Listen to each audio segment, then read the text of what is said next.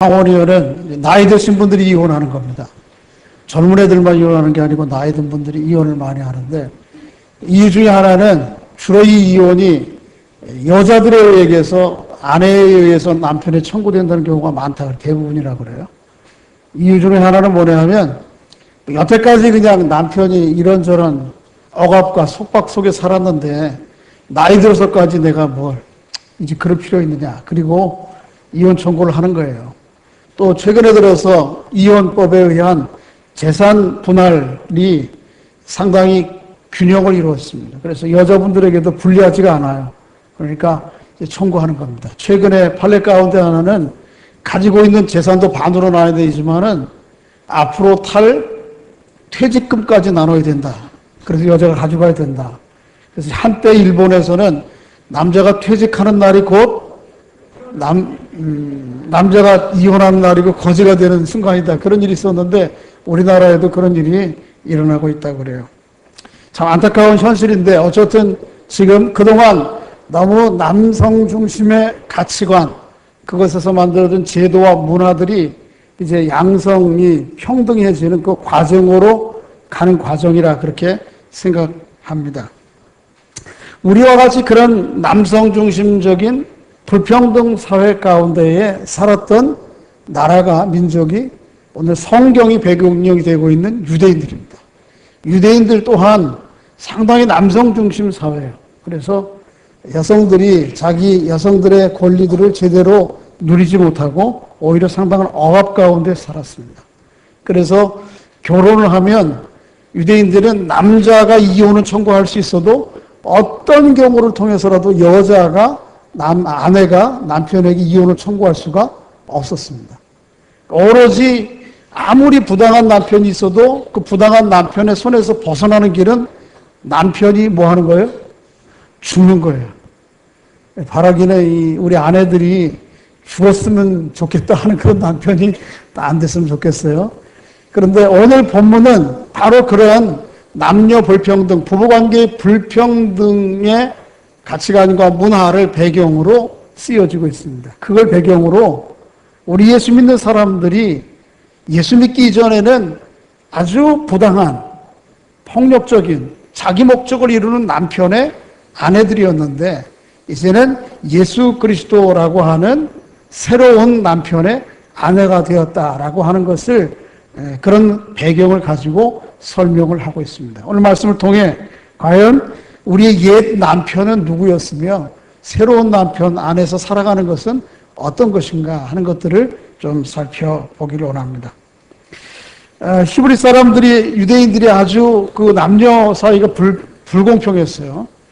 그래서 예수님께서도 그 이혼에 대해서 마태복음 5장의 산상수훈 가운데서 말씀하고 계시는데 이렇게 기록하고 있어요. 한번 따라해 보겠습니다. 누구든지 아내를 버리려거든 이혼 증서를 줄 것이라 하였으니. 예수님이 말씀하실 때 유대인들이 그동안 전통이 뭐냐면 이혼하려면 이혼하는 건 좋은데 아내에게 뭘 써주라고요? 이혼 증서라도 써줘야 된다. 이게 당시의 불문법이었어요. 왜 그러냐 하면 이혼 증서 없이 여자가 집에서 내어 쫓기면 그 여자에 대한 판단은 밖에 있는 사람들 몫이에요. 왜 저 여자가 집에서 쫓겨났겠는가? 남편에게 불경을 했든지 아니면 더 심각한 죄가 있었을지 모르겠다. 그래서 사회에서 한 번 더 정죄해버려요. 잘못하면 어떻게 해요? 오해가 되면 당시에 간음법은 어떻게 했습니까? 돌을 쳐서 죽이는 거예요. 최근에도 지금 중동지방의 한 신문에 보니까 딸이 간음했던 것을 동네 사람들이 돌로 쳐 죽이는 장면이 뉴스에 나왔어요. 그러니까 그렇게 되면 안 되니까 최소한 이혼을 하려면 뭐라도 써줘야 돼요? 이혼 증서라도 써줘야 되는 거예요. 이게 당시의 불문법이었어요. 이게 너무 부당한 거예요. 아내가 이혼 당할 만한 일이 있으면 모르는데 이런 경우도 있었어요. 오늘 아침들 해드리고 오셨어요? 조민숙 집사님 밑에 봉사하시나요? 임경호 집사 장로님 밥 드시고 오셨어요? 밥을 했는데 안 먹고 왔다. 근데 혹 밥을 했는데 아내가 밥을 태웠어요. 밥을 태우면 어떻게 해요? 타만 먹어야죠. 요즘 남자들은 다 그런다고. 근데 옛날에는 유대인들은 어떻게 하냐면 탐만 먹은 것 때문에 밥을 태웠다라고 하는 이유 때문에 이혼. 그래도 이혼해야 되는 거예요. 그러니까 말도 안 되죠. 그래서 예수님께서 마태복음 5장에 보면 이혼 증서를 써서 보내라고 얘기했지만 나는 너에게 말하노니 아내를 간음한 연고 이외에 이혼하면 그 여자를 간음한 폭이다. 그렇게 얘기했어요. 그러니까 아내가 성적인 불륜 이외에 이혼해서는 안 된다는 거예요. 이게 엄청난 혁명적인 법이에요. 계명이에요. 그죠? 툭하면 일 못한다고 이혼할 수 있는데 아내가 간음 성적인 범죄 이외에는 이혼할 수 없다. 이게 혁명적인 예수님의 말씀이에요. 그런 부당한 사회 가운데에서 이스라엘 백성들이 여인들이 있어 왔는데 마치 우리가 그렇게 부당한 남편을 모시고 사는 존재였다라고 하는 것입니다. 오늘 본문의 내용이에요. 한번 읽어보겠습니다. 우리 남편이 어떤 남편인가?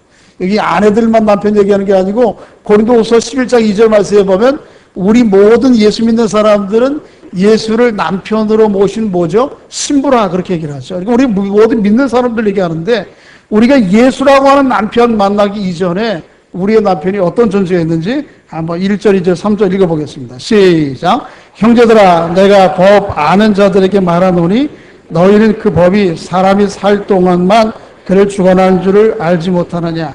남편이 있는 여인이 그 남편 생전에는 법으로 그에게 매인바 되나.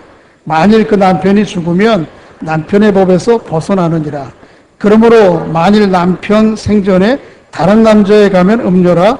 그러나 너희 남편이 죽으면 그 법에서 자유롭게 되나니 다른 남자에 갈지라도 음녀가 되지 아니하니라. 이거는 이혼법에 대한 일반적인 내용을 쓴 것이고요. 우리가 어떤 남편을 통해서 주님 이전에 남편을 통해서 맺은 삶의 결과가 무엇인지 그것이 6절에 5절에 나와 있습니다. 5절 읽어보겠습니다. 시작. 우리가 육신에 있을 때에는 육신으로 말미암는 죄의 정욕이 우리 지체 중에 역사하여 우리로 하여금 사망을 위하여 열매를 맺게 하였더니. 자, 저 보세요. 아내된 여러분들께 우선 육신적으로 아내된 여러분들께 한번 여쭤볼게요. 여러분이 결혼을 해서 남편을 통해서 이 결혼을 위한 가장 1차적인 목적이 뭐예요? 왜 결혼했어요? 네? 왜 결혼했는지 몰라요? 김두란 집사님. 결혼해서 해야 되는 가장 1차적인 목적이 뭐예요? 이상하네. 결혼들 안 해보세요?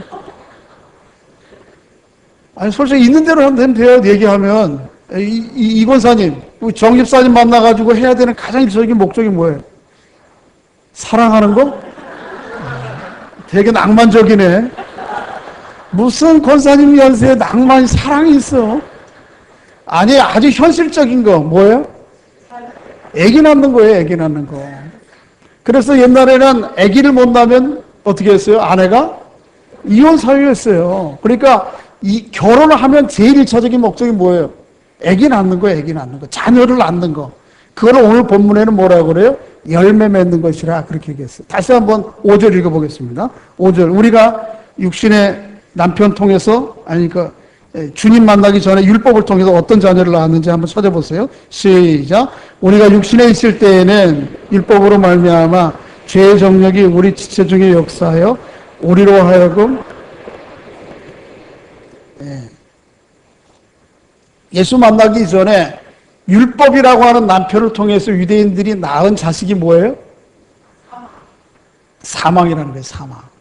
근데 사망이 있기 전에 어떻게 결혼해서 어떻게 사망, 죽음이라고 하는 걸 자식을 낳느냐. 이게 저거 중간이 좀 설명이 필요할 것 같잖아요. 그래서 그 중간을 이렇게 말씀드리려고 하는 거예요. 자, 저를 보세요. 예수 믿기 이전에 그게 율법이라고 하는 이름이든지 계명이라고 하는 종교라고 하는 이름이든지 그거 없이 그저 내 생애의 남편이 된 육신당 남편 얘기하는 거 아니에요? 내 생애 남편을 통해서 얻게 되는 삶의 결과는 사망이지만 사망을 낳게 된 더 구체적인 내 마음에 낳은 자식이 있어요. 그게 뭐냐 하면 나 있음이라는 자녀예요. 자식이에요. 나 있음. 다른 말로 더 얘기하면 나만 있음. 오늘 로마서를 계속해서 설명하면서 제가 말씀을 드렸는데 다른 말로 얘기하면 자기 중심성, 이기심, 자기 집착, 자기 증명, 자기 자랑. 이것이 다 나 있음이라는 거예요. 나만 있음. 나 있음, 나만 있으면은 다른 사람도 안 보이고요. 더 나아가서 누구도 없는 거예요. 하나님도 안 보이는 거예요. 그런데 율법을 통해서 이스라엘 백성들이 맺은 열매, 낳은 자식이 바로 이거예요. 근데 이것은 이스라엘 백성들만 아니고 예수라고 하는 남편 만나기 전 모든 사람들이 낳은 자식이에요. 그 자식을 아주 애지중지합니다. 여기에 불면 날아갈까? 에? 그렇게 애기중지해요. 우리 여러분과 제가 다 그래요. 여러분들 육체적인 자녀 얘기하는 게 아니고 예수 만나기 이전에 율법이라고 하는 종교라고 하는 그게 없어도 무신론이 있어도 좋아요. 다 우리 사람들이 맺고 있는 열매는 다 이런 나 있음, 나만 있음, 자기 중심성, 자기 집착, 자기 존재 증명하는 것이 이게 다 내가 우리 모두가 그 남편을 통해서 낳았던 자녀예요. 자, 율법 하면 모세오경에 나오는 율법을 총 따지면 사람들이 학자에 따라서 613개라고 그래요. 그거를 아주 축약하면 몇 개죠? 10계명이죠. 근데 10계명을 하나님께서 주신 이유는 뭐예요? 우리 앞에서 계속 말씀을 배워왔는데 주신 이유가 뭐예요? 그거 지켜가지고 너 그 율법의 의로 하나님 앞에 반듯하게 서보라는 거예요?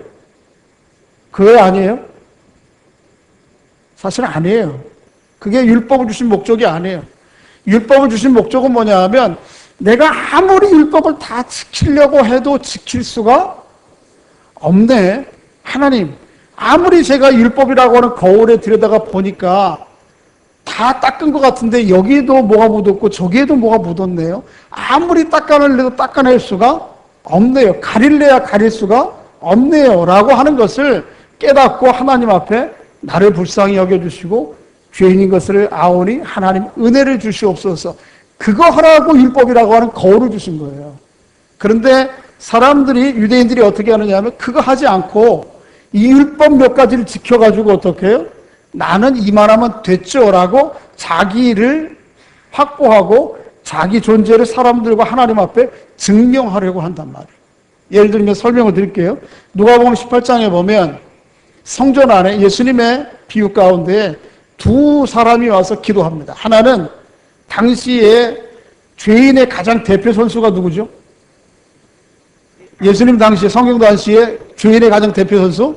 세리 아니면 뭐예요? 창기죠. 그런데 세리한 사람이 왔고 또 한 사람은 율법을 능통하고 율법을 다 지켜 그 율법의 의로 누구와 비교할 수 없는 사람. 대표적인 사람 누구예요? 바리새인이 두 사람이 와서 기도한다고. 그런데 이렇게 기도해요. 바리새인이 와서 제가 읽어드리겠습니다.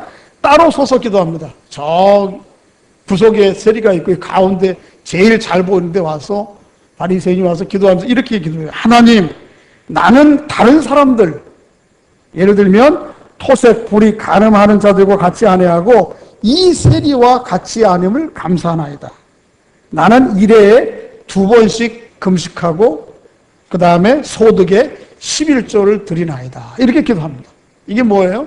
이 다음에 온 말들이 있는데 제가 안 한 것 같아서 대신 해주면 이런 거예요. 하나님, 이만하면 나 됐죠. 기도를 하나님 앞에 하러 와가지고는 하나님, 저의 허물과 연약함 아시지 않습니까? 긍휼히 여겨주십시오. 이게 아니고 와서 뭐라 그러냐 하면 하나님 따로 서서 손을 들었다는 건 제 말이에요.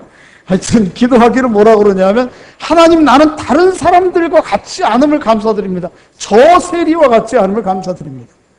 나는 일주일에 이틀씩 금식하고 모든 소득에 11조를 드립니다. 하나님의 계명에 말씀하신 대로 나는 다 그대로 지켜 삽니다. 간음 안 합니다. 거짓말 안 합니다. 하나님, 나 이만하면 됐죠. 자, 박수 쳐야 되겠어요? 안 쳐야 되겠어요? 박수? 쳐야지. 그만하면. 이 세상의 논리를 가지고 쳐야 돼요? 안 쳐야 돼요? 박수 받을 사람이에요, 이 사람.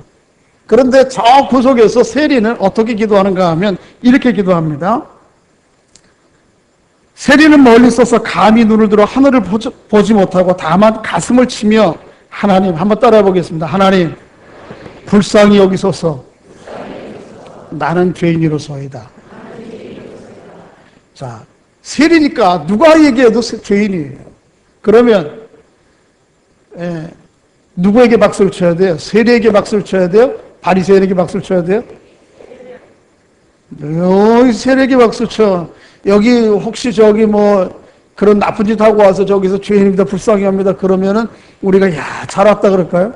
하나님, 나 새벽 기도합니다. 11조 합니다. 교회에서 봉사 다 합니다. 그럼 우리가 박수 쳤잖아요. 그런데 예수님께서 뭐라고 말씀하냐면 이렇게 얘기하세요. 잘 들어보세요. 예수님의 말씀이 아주 굉장히 강해요. 내가 너에게 이르노니 저 바리새인보다 이 사람 세리가 의롭다 하심을 받고 집에 돌아갔다. 놀랍지 않아요? 안 놀라워요? 하나님, 내가 이것도 하고 저것도 하고 다 합니다. 나 이만하면 됐죠? 그런 사람들에게는 no. 하나님, 나는 불쌍히 여겨주십시오. 나는 죄인으로소이다. 그 사람들에게는 뭐라고 그래? 의롭다라고 여김을 받고 돌아갔단 말이에요. 자, 뭘 얘기해요? 그게 종교의 이름이든 율법의 이름이든 계명의 이름이든 나만을 드러내는 사람들은 하나님 앞에 설 수가 없는 거예요. 이게 뭐예요? 이게 율법이라고 하는 계명을 통해서 이스라엘 백성들이 낳은 자식이에요. 나만 있는 거예요. 그리고 하나님도 없고 다른 사람도 없는 거예요. 이 나만 있으면 하나님에 대해서 뿐만 아니고 다른 사람들에게도 그대로 적용돼요. 그래서 다른 사람들과 나를 어떻게 하지? 그런 사람들을 끝없이 비교합니다. 비교해서 그 사람보다 좀 나으면 어떻게 해요? 내가 아주 비교 우위에 서가지고 교만합니다. 내가 당신보다는 낫지. 이래 낫지 저래 낫지. 비교 열등에 빠지면 뭐예요? 낙심합니다. 내가 저 사람보다 못하네. 이렇게. 근데 비교 우위와 열등이 다 뭐예요? 나를 확보하려고 하는, 계속해서 자기 존재를 증명하려고 하는 방식이에요. 요즘은 나 하나 가지고 안 되니까 자기 존재를 누구를 통해 증명하려고 그래요? 자식을 통해 증명하려고 그러고, 또 여자분들은 누구를 통해서? 남편 통해서 증명하려고 그래. 또 그것도 모자라 가지고 어떻게? 손자, 손녀 가지고 증명하려고 그래요. 예? 손자, 손녀가 뭐 했다. 남편이 뭐 한다. 연봉이 얼마인다. 이건 뭐예요? 다 누구를 증명하려고 하는 거예요? 자기를 크게 보이려고 하는 거예요. 나 이만하면 됐죠. 사람들 앞에 그거 보이려고 하는 거예요. 그런데 사람들 앞에도 사실 그거 부끄러운 거지만 하나님 앞에 우리가 그런다니까. 율법을 가지고 하나님 이겨 지켰어요. 11조 했어요. 금식했어요. 봉사해요. 이거 하라는 거 다 해요. 하나님 나 이만하면 됐죠. 이게 뭐예요? 예수 만나기 이전에 모든 사람들이 남편을 가지고 있던 그 존재를 통해서 낳은 자식이에요. 다른 말로 얘기하면 뭐예요? 더 쉬운 말로 얘기하면 자존심이에요. 자존심. 이 자존심이라고 하는 자녀를 낳아가지고 얼마나 소중히 여기는지 몰라. 그래서 이 내가 낳은 자식 금이야 옥이야 이 자존심을 가지고 누가 조금이라도 손대면 어떻게 하죠? 난리가 나는 거예요. 난리. 왜? 내가 낳은 자식이거든요. 그게. 그걸 아주 소중하게 여기면서 사는 거거든요. 그런데 예수라고 하는 그 결과가 뭐예요? 그렇게 내가 만든 이 자존심, 나 이기중심성, 자기 집착, 자기 존재 증명, 이걸 통한 결과는 뭐예요? 오늘 본문에 나오지만 사망이에요. 그 자기중심성이 아주 집단화되고 극대화되는 게 뭐예요? 그게 죽음이에요. 나만 알고 다른 사람 모르는 거. 예를 들면 최근에 일어난 여러 아주 끔찍한 사건들이 뭐예요? 이게 뭐예요? 나만 있으면 아주 축약해서 보여주는 거예요. 다른 사람들은 뭐예요? 나를 위한 내 즐거움과 내 필요를 위해서 얼마든지 수단화하고 대상화되는 거예요. 그게 뭐예요? 그게 죽음이잖아요. 이 남편이 그런데 우리들을 모두를 다 지배하고 있었다. 그래서 여러분과 저에게도 그 남편의 자식들이 있었어요. 오로지 나만 하는 거. 다른 사람들도 하나님까지도 다 뭐 어떻게 해요? 나만을 위해서 뭔가를 해주셔야 되는 거예요. 이런 존재. 그런데 다행스럽게도 그 남편이 어떻게 했다고요? 살았어요? 죽었어요? 죽었어요. 누구와 함께? 예수 그리스도의 십자가와 함께 그 율법이 나를 더 이상 주장하지 못하도록 죽었다니까. 자, 오늘 본문에 있어요. 4절 한번 읽어보겠습니다. 4절 시작. 그러므로 내 형제들아,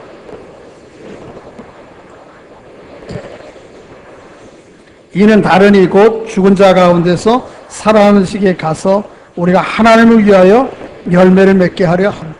우리를 그렇게 똘똘 낳은 사실을 멸망으로 데려갈 소중한 아들을 끌어안고 그 아들과 함께 죽음으로 갈 수밖에 없는 우리 존재들인데 그 남편이 그리스도의 십자가상에서 죽었다는 거예요.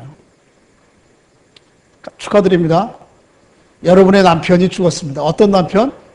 그리스도 만나기 이전에 남편으로 알았던 영적인 남편이 죽었습니다.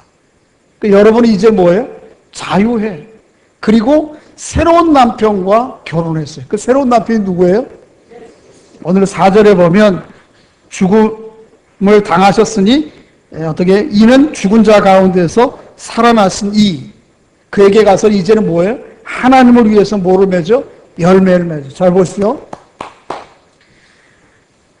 율법을 통해서 낳은 자식이 뭐라고요? 나 있음. 표현을 제가 그렇게 했어요. 한번 따라해 보겠습니다. 나 있음. 다른 말로 한 걸음 나오면 나만 있음. 그걸 뭐예요? 이기심이잖아요. 이게 자존심이라고 표현할 수 있는데 이게 아주 내가 낳은 자식인데 이 남편이 이제 죽었어요. 새로운 남편이 누구? 예수 그리스도와 함께 결혼했어요. 예수 그리스도와 함께 결혼하면 또 뭘 낳아야 돼요? 자녀를 낳아야지. 자녀 못 낳는 아내는 아니 우리 그렇다고 아니 이거 좀 표현하기 그런데 그 영적인 의미 저기 육신적인 의미에서 그 얘기가 아니에요. 그러니까 그런 의무에 1차적인 결혼은 자식을 낳는 거잖아요. 그런데 그리스도를 위해서도 자녀를 낳아야 된단 말이에요. 근데 율법을 통해서 낳은 자식이 나 있음, 나만 있음, 자존심 이걸 똘똘 뭉쳐가지고 그 결과가 결국은 죽음으로 사망으로 팍 들어가고 말 것인데 여기 끝났어 이제는. 이제는 새로운 남편을 통해서 하나님을 위해서 맺어야 될 열매, 하나님을 위해서 낳을 자식이 있다. 오늘 본문에 그렇게 그게 뭐예요? 여러분들이 낳았다니까 이미. 그게 뭐예요? 자 보십시오. 어렵습니까? 쉽지는 어렵지 않은데 자 보십시오. 이거예요. 나 없음의 반대. 나 있음의 반대. 답을 다 가르쳐주네. 하여튼 너무 급해요. 나 있음의 반대 뭐예요? 나 없음. 다른 말로 얘기하면 나만 있음의 반대 나 비움. 이게 예수 그리스도를 통해서 그 예수 그리스도라는 남편을 통해서 여러분과 제가 맺어야 될 낳아야 될 자녀예요. 나 있음에서 있음이 아니고 뭐예요? 나 없음. 나만 있음에서 아직은 뭐고요? 나 비움. 이게 그리스도를 통해서 맺어야 될 열매. 이 그리스도를 통해서 맺어야 될 열매가 예를 들어서 갈라디아서 5장 23절, 24절, 22절, 23절처럼 사랑, 희랑, 화평 이런 거 있는데 사랑, 희랑, 화평 내가 의지하고 낳겠다, 나겠다 해서 낳아지는 게 아니에요. 그건 내가 낳는 게 아니에요. 결혼은 내가 낳을 수 있다고 낳는 게 아니에요. 잉태할 수 있는 게 아니에요. 그것보다 그런 모든 열매들이 나을 그릇을 만드는 거예요. 그게 뭐예요? 나 없음, 나 비움이라고 하는 것입니다. 예를 들면 이런 거예요. 빌립보서 2장에 보면 예수님께서 이 땅에 오셔서 우리들을 위해서 죄사함 받은 그런 예수님의 모습을 아주 자기를 비하한 내용들을 2장 5절부터 8절까지 기록을 하고 있는데 이렇게 기록을 하고 있습니다. 제가 한번 읽어드릴게요.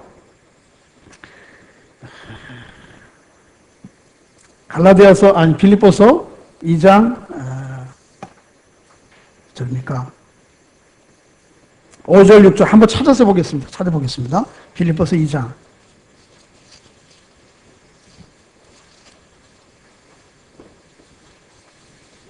5절부터 6절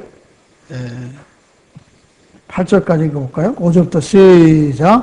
그는 곧 그리스도 예수의 마음이니 그는 근본 하나님의 본체시나 하나님과 동등됨을 취할 것으로 여기하지 아니하시고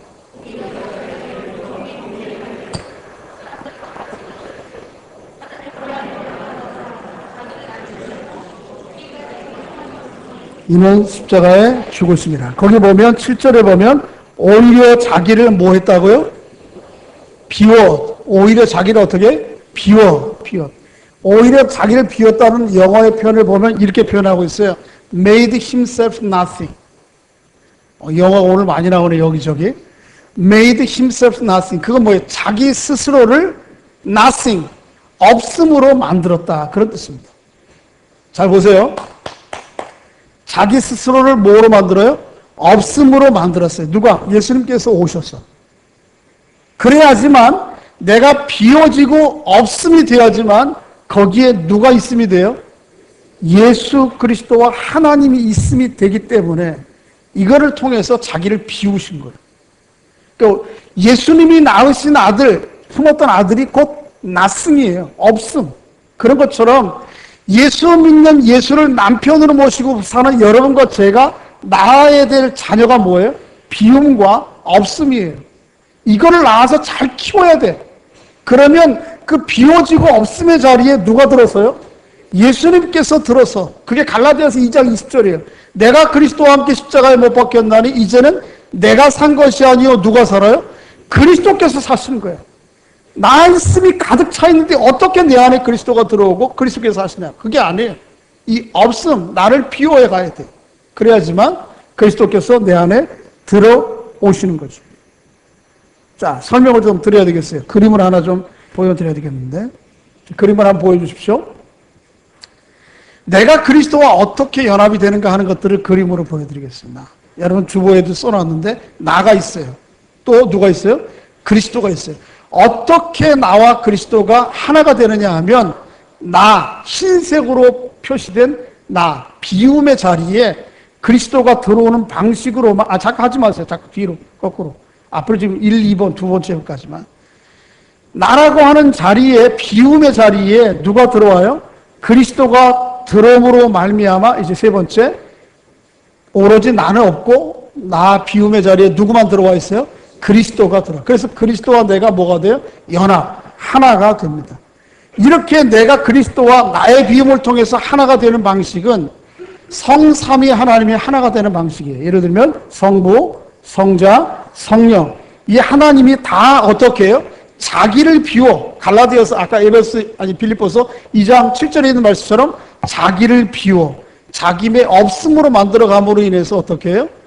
하나님께서, 성령께서 서로 각자가 다 없음으로 통해서 하나가 되는 거예요. 그렇게 통해서 어떻게 돼요? 결과적으로 일체 대신 하나님이 되는 거예요. 우리가 똑같아요.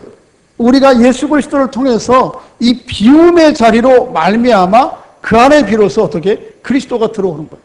그런 예들이 여러 가지 있겠지만 구약 성경에 이런 예가 있어요. 자, 모세 예를 들겠어요. 지워주세요. 모세가 원래 히브리 사람이었지만은 우여곡절 끝에 애굽 당대의 최고의 열강인 애굽의 왕자가 됩니다. 그래서 애굽 왕궁에 있는 모세는 자기 있음, 자기 충만에 가득한 상태예요. 그렇죠? 애굽의 모든 문무와 권력과 재물을 다 가질 수 있는 나라고 하는 것이 아주 극대화되어 있는 상태가 애굽의 왕자의 자리에 가 있는 모세예요. 그런데 이렇게 나 있음이 충만한 가득한 상태를 가지고는 하나님의 백성들의 신발끈 하나를 고쳐매 줄 수가 없는 거예요. 그렇죠? 결국 그 하나님의 백성들의 잘잘못을 고쳐준다고 갔다가 나중에 어떤 문제에 연루되죠? 사람을 죽이는 자리에까지 가요. 뭘 얘기해요? 나 있음, 그 충만한 나라고 하는 존재로 충만한 상태를 가지고는 하나님의 일은 아무것도 못하는 거예요. 그런데 하나님께서 그 모세를 어디로 데려가시죠? 광야로 데려가세요. 광야는 뭐가 있는 자리예요? 없는 자리예요? 아무것도 없는 자리예요. 광야에 들어가셔서 몇 년 동안?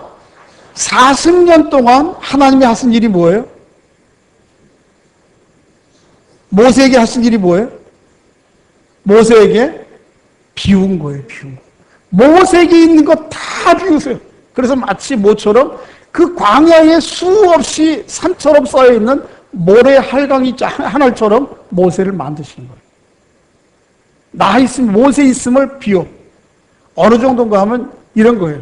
하나님께서 40년 후에 모세를 불러요. 너 애굽의 바로에 가서 내 말을 증언하고 애굽에서 고역 가운데 있는 이스라엘 백성들을 꺼내오라. 그렇게 얘기할 때 모세가 못 갑니다. 왜 못 갔냐?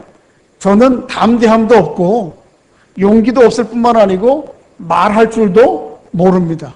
여러분, 애굽의 왕자 1, 2위자가 자리에 될 사람이 모든 애굽의 문물의 훈련을 받았는데 왜 말을 못합니까? 뭐예요? 하나님께서 애굽에서 배운 모든 말씀, 나라고 하는 자기 증명의 모든 능력을 안에 있는 자질들을 다 뺏어버리고, 그래서 말 한마디도 못해요. 못 가겠습니다. 말 못합니다. 그러니까 하나님께서 뭐라 그래요? 내 형 아론과 함께 가라. 아론을 통해서 내가 너에게 할 말을 내 입에 뭘 주랴? 넣어주리라. 말조차도 내가 못하는 거예요. 그러니까 하나님께서 철저하게 모세에게 말할 수 있는 것까지 넣어주신다. 그 얘기는 뭐예요? 하나님께서 애굽에서 모세의 모든 걸 다 비웠어요. 이게 뭐예요? 이게 하나님이 모세를 통해서 일하시고 모세의 생애에 오셔서 일하시는 일이고 여러분과 저의 생애에 오셔서 일하시는 일이에요. 하나 예를 들어볼까요?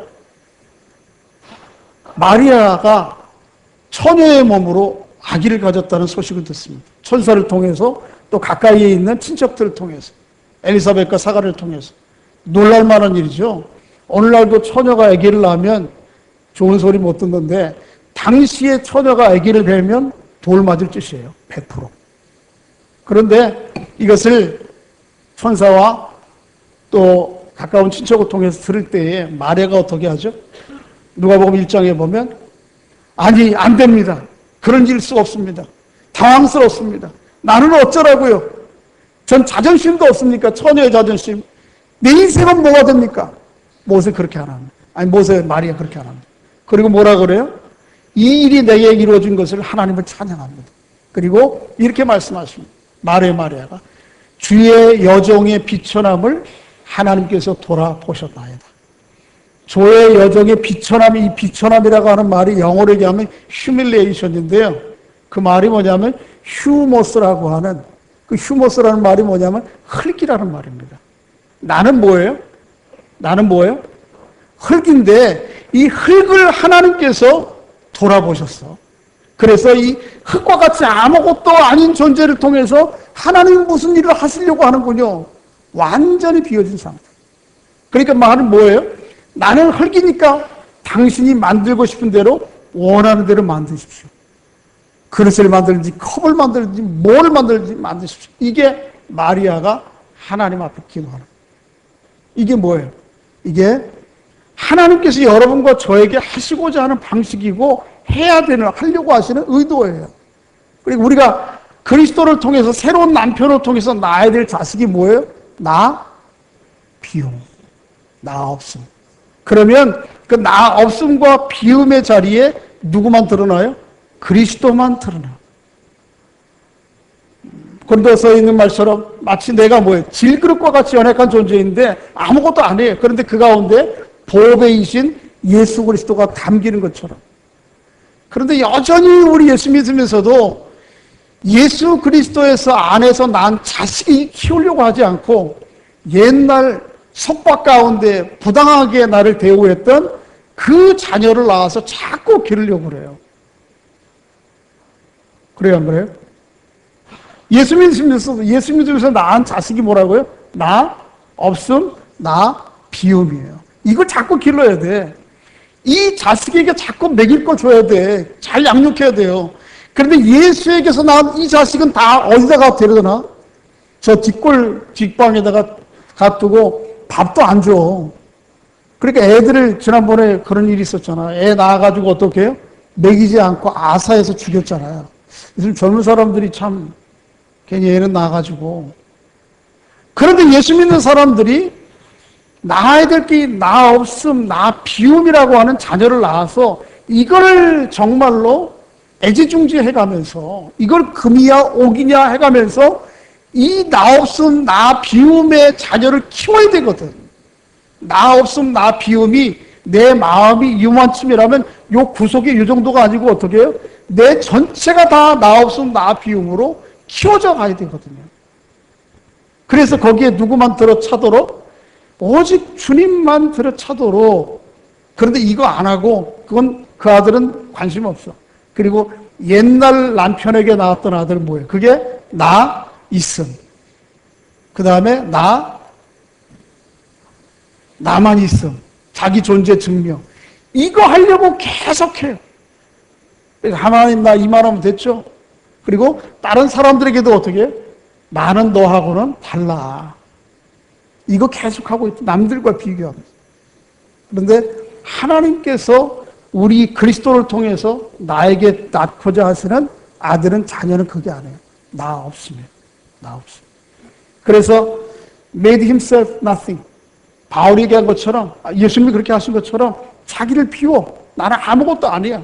그럴 때 비로소 거기에 뭐가 나와요? 누가? 주님이. 그렇게 주님 안에서 낳은 자녀들을 잘 양육하고 기르시는 은혜가 있기를 주의 이름으로 소원합니다. 자꾸 옛날 남편, 그 자녀 끌어안고 있다가는 어디 간다고요? 사망. 그런데 예수 그리스도 안에서 낳은 자녀, 이거 잘 길러야, 그러지만 그 결과가 뭐예요? 영생이라는 거예요. 비우시기를 바랍니다. 비워야 되는 게 사명이에요, 우리는. 왜? 그게 내가 낳은, 그리스도 안에서 나에게 낳은 자녀이거든요. 그래서 그 비움의 그릇이 점점점 커지고, 비움이 자꾸 더 확보가 되도록 해야 되는데, 우리 거꾸로 한다고, 거꾸로. 그렇게 해가지고, 과연 이 자리 안에 우리의 참 생명이 되신 예수 그리스도가 들어와 앉아있을 자리가 없어, 여지가 없어. 오로지 나로만 똘똘 뭉쳐져가지고 가득 차 있는 그런 상태.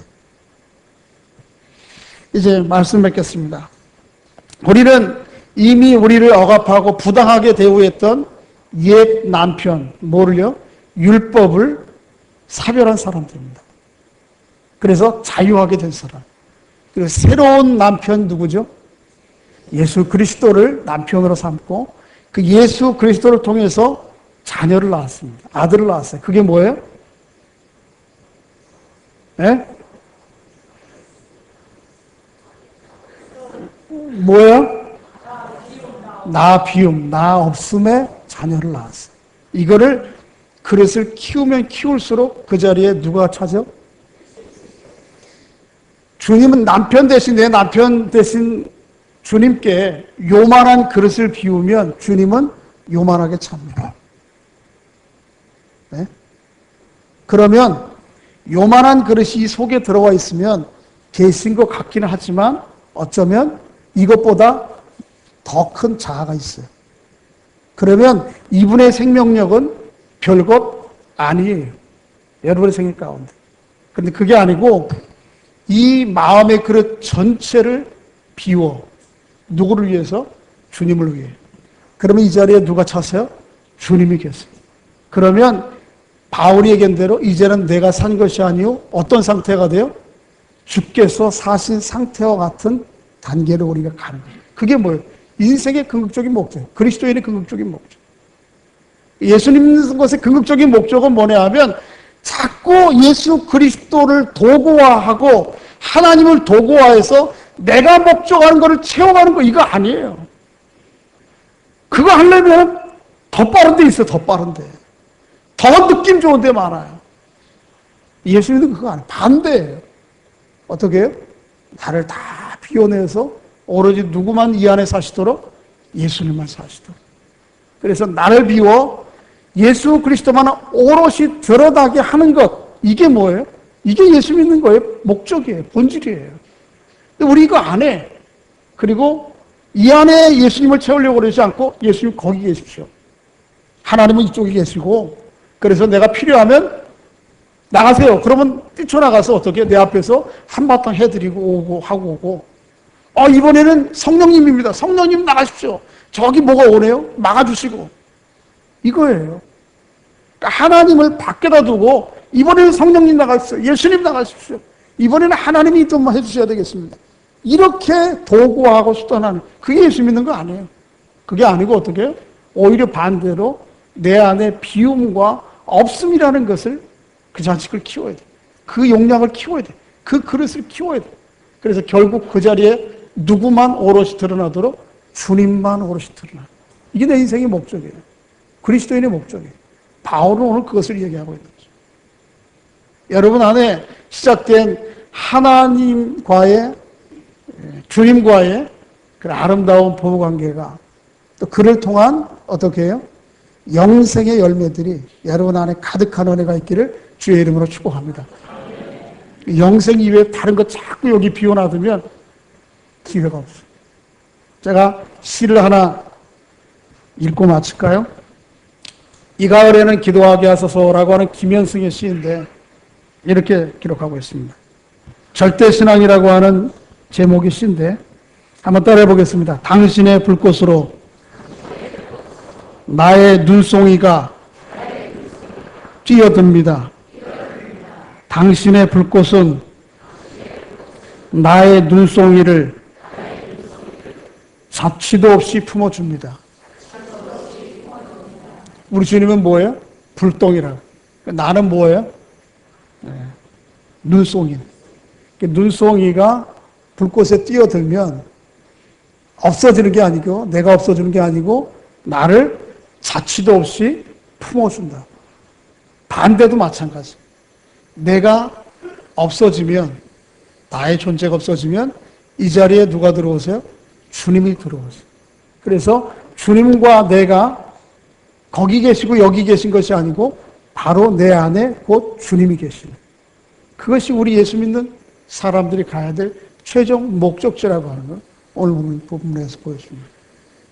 우리의 신랑 되신 예수 그리스도 이 심령에 온전히 가득하도록 나를 비움의 자식들을 여러분 키워나가고 비움의 열매들을 많이 맺어가는 은총이 있기를 주의 이름으로 축복합니다. 기도하겠습니다. 아버지 하나님, 은혜를 감사합니다.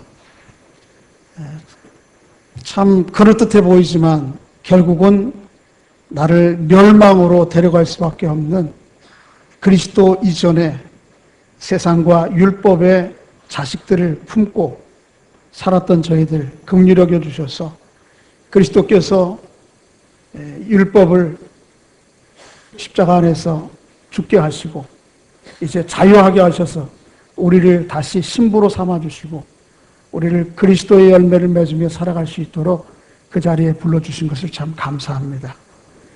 이미 사별해 이별한 옛 사람, 옛 남편의 자식들을 가슴에 품고 여전히 우리가 애걸복걸하고 있지는 않은 것인지 긍휼히 여겨주시고 참 나 없음 나 비움 그 결과로 말미암아 하나님만 있음 주님만 오롯이 드러나는 이 자녀를 가슴에 품고 소중히 여기며 또 그 안에서 하나님의 은혜와 기쁨을 누리며 살아가는 저희들 될 수 있도록 은혜를 베풀어 주시옵소서. 예수님의 이름으로 기도하옵나이다. 아멘.